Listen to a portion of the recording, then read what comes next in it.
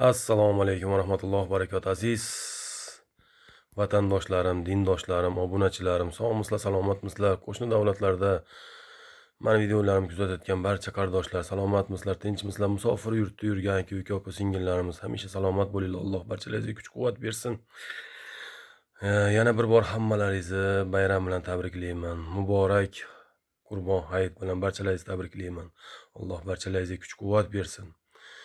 Hammalaringizni xonadonlaringizda tinchlik, xotirjamlik, quvonch bo'lsin hamisha. Alloh topganlaringizga barakot bersin.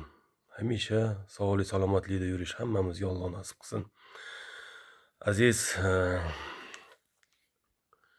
vatandoshlar, dindoshlar va obunachilar, menga assalomu alaykum deb yozayotganlar barchalaringizga va alaykum assalom. Kommentariyada fikrlarni bildirayotganlar barchalaringizdan Alloh rozi bo'lsin. Hamisha salomat bo'linglar. Bugungi video chiqishim, bu videoni ko'rgan bo'lsalaringiz, butun dunyo musulmon ahli kecha bayram qildik. Bugun bayram, Xudo xolasa. Bu bayram barcha musulmon davlatlaridan bayram qilsak, G'azoda kecha Isroil desa bo'lmaydi, sionistlar, yevreylar 100 dan oshiq bomba otishdi. Tinch aholiga namoz o'qittirmasdan necha yuzta ham odam o'ldirishdi. Alloh bularni jazosini bersin, bu sionistlarni. Nima hamdirmiz, faqat duo qilamiz. Biz chidamli xalq, biz musulmon ahli. Alloh shunday sabr beradi, Alloh kuch-quvvat beradi barcha musulmon ahliga. G'azoda mana butun dunyo musulmonlar kecha bayram o'tkazgan bo'lsa, G'azoda kecha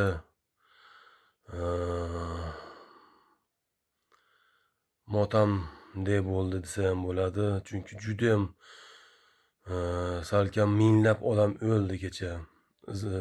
Yevreylar, yahudiylar, sionistlar 100 dan oshiq bomba otishdi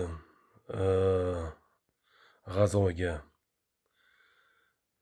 Bular ataylab qilishdi, bu bayramni kutishib, namozga chiqqan paytda odamlar ataylab bular sionistlar bombalarni otishib shu holatga keltirishdi. Qancha yosh bolachalar o'ldi.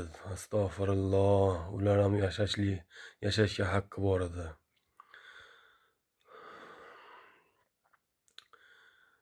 Xudo xolasa Alloh barchamizga kuch-quvvat, sabr-toqat bersin. Bu G'azoda, Falastinda yo'qotayotganlar, Eronda yo'qotayotganlar, yaqinlarini yo'qotganlarga Alloh o'zi sabr-toqat bersin. Alloh o'zi kuch-quvvat bersin.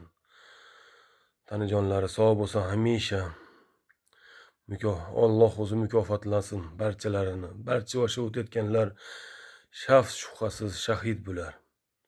Aziz obunachilarim, vatandoshlar, dindoshlar, barchalaringizga Alloh kuch-quvvat bersin. Hamisha salomat bo'linglar. Xonadonlaringda osonishta va sokinlik, xotirjamlik bo'lsin.